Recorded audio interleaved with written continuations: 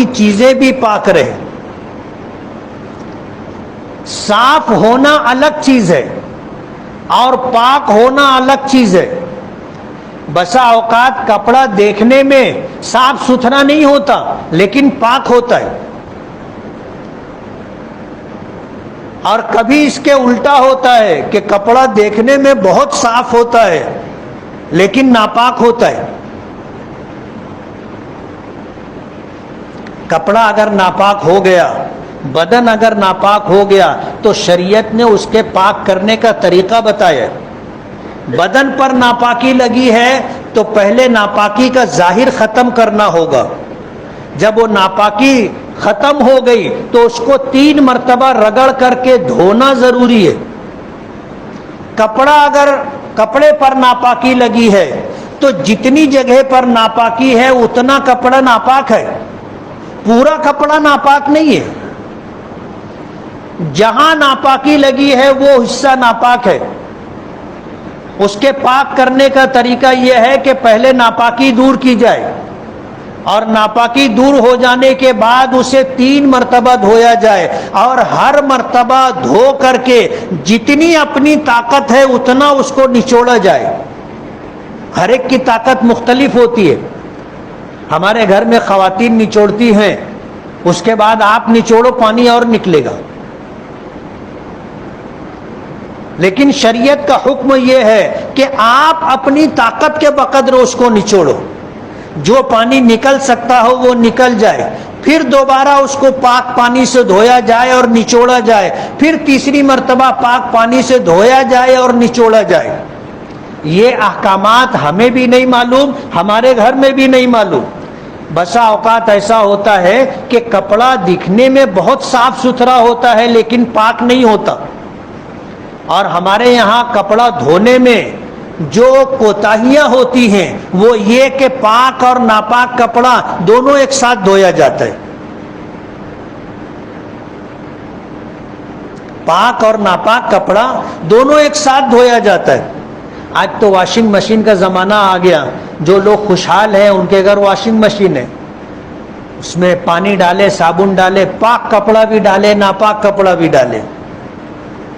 اب مشین نے اسے صاف تو کر دیا لیکن جو پانی تھا ناپاک کپڑا اس میں جانے کی وجہ سے وہ پانی ناپاک ہو گیا، تو جو پاک کپڑا تھا وہ بھی ناپاک ہو گیا.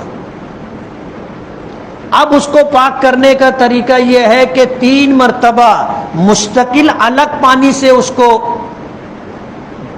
دھویا جائے، ڈبویا جائے یا اس کو بھگایا جائے اور نچوڑا جائے.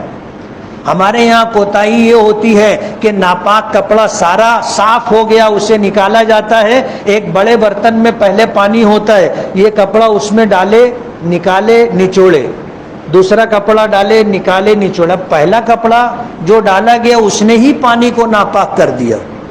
اب بعد میں جتنے کپڑے ڈالے جائیں گے سب ناپاک ہوں گے. اور یہ کوتاہی عام ہے، بالکل عام ہے.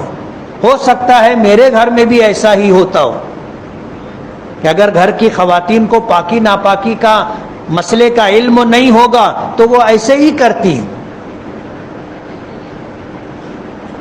آپ نے بھی دیکھا ہوگا کہ بس کپڑے کو 1 مرتبہ اچھی طرح نکال کر کے، بہت ہوا تو 2 مرتبہ، بہت ہوا کہیں کہیں 3 مرتبہ. لیکن کوتاہی یہ ہوتی ہے کہ وہ جو پانی ہوتا ہے ٹب میں، بالٹی میں، وہ پانی ناپاک ہو جاتا ہے. اسی سے ہم لوگ بار بار کپڑا ڈبو کر کے، نکال کر کے، نچوڑ کر کے یہ سمجھتے ہیں کہ کپڑا پاک ہو گیا.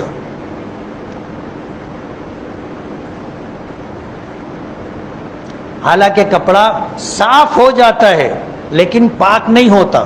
اور اگر آپ کا کپڑا پاک نہیں ہے آپ کی نماز ہوگی؟ آپ کو پتہ ہے نہیں ہوگی. ناپاک کپڑوں میں نماز نہیں ہوتی. اس لیے اس مسئلے کا علم ہمیں بھی ہونا چاہیے، اور ہم اپنے گھر میں کپڑا دھونے والی ماؤں اور بہنوں کو بھی بتائیں کہ کپڑا پاک کرنے کا طریقہ کیا ہے. ناپاک کپڑا الگ سے دھونا چاہیے اور پاک کپڑے الگ سے دھونا چاہیے. ہم جو کپڑے اتارتے ہیں وہ پاک رہتا ہے. بہت سارے لوگوں کی عادت ہوتی ہے کہ روزانہ صبح غسل کریں گے, کپڑا بدل لیں گے, روزانہ کپڑا بدل لیتے. ایک طریقہ ہو گیا ہے یہ. ہمارے اکابرین اور بزرگوں نے اس کو بھی اسراف میں شامل کیا ہے کہ اگر آپ کا کپڑا گندا نہیں ہوا ہے تو آپ اسے دوسرے دن پہنیے, گندا نہیں ہوا ہے تیسرے دن پہنیے. لیکن ہمارا معمول ہو گیا ہے کہ ہم روزانہ کپڑے بدلتے. تو ہمارے یہاں جو کپڑے ہم لوگ اتارتے ہیں وہ کپڑے صاف ہوتے, پاک ہوتے. لیکن اگر انہی کپڑوں کو ناپاک کپڑوں کے ساتھ شامل کر کے دھو لیا گیا تو پاک کپڑے بھی ناپاک ہو جاتے. اتارے گئے تھے تو بھی صاف تھے اور دھو لیے گئے تو بھی صاف ہے. لیکن ناپاک کپڑوں کے ساتھ ایک پانی میں ان کو دھو لیا گیا تو ناپاک کپڑوں کی وجہ سے پانی ناپاک ہو گیا, اور پانی کے ناپاک ہونے کی وجہ سے پاک کپڑے بھی ناپاک ہو گئے. اور ناپاک کپڑے پہن کر کے اگر ہم نے نماز پڑھی ہے تو نماز نہیں ہوگی, چاہے کپڑا چمکتا ہوا دکھائی دے. صفائی نہیں, پاکی ضروری ہے.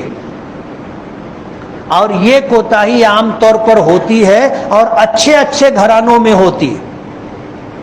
اس لیے اپنے گھر میں ماؤں اور بہنوں کو مسئلہ بتائیے. یہ بہت بنیادی مسئلہ ہے, بہت اہم بات ہے کہ ہمارے یہاں کپڑوں کی پاکی اور ناپاکی کا خیال نہیں رکھا جاتا, جس کی وجہ سے ہم ناپاک کپڑے پہنے ہوئے ہوتے ہیں اور اس کی وجہ سے ہماری نمازیں نہیں ہوتی. آپ بھی سوچ رہے ہوں گے کہ نہیں معلوم تھا تو وہی اچھا تھا.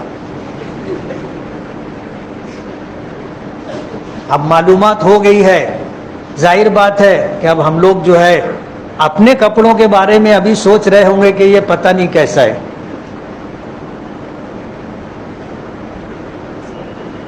ان مسائل میں اور تفصیل ہے, انشاءاللہ آگے ان تفصیلات کو بتائیں گے کہ شریعت کا مزاج کیا ہے. پاکی اور ناپاکی کے سلسلے میں ایک تو یقین ہوتا ہے اور ایک شک شبہ ہوتا ہے. یقین پر احکامات الگ ہیں اور شک شبے کے اوپر احکامات الگ ہیں. اور یہ بات میں نے اس لیے کہہ دی کہ ان باتوں کے سننے کے بعد ہو سکتا ہے کہ ذہنوں میں یہ بات آ گئی ہو کہ ہمارے بدن پر جو کپڑا ہے یہ ناپاک بھی ہو سکتا ہے. شک ذہن میں آ جاتا ہے. کیوں کہ ہمارے گھر میں کپڑا دھونے کا جو طور طریقہ ہے یا جو کپڑا دھونے والے لوگ ہیں ان کو پاکی ناپاکی کے مسائل تفصیل سے معلوم نہیں ہے.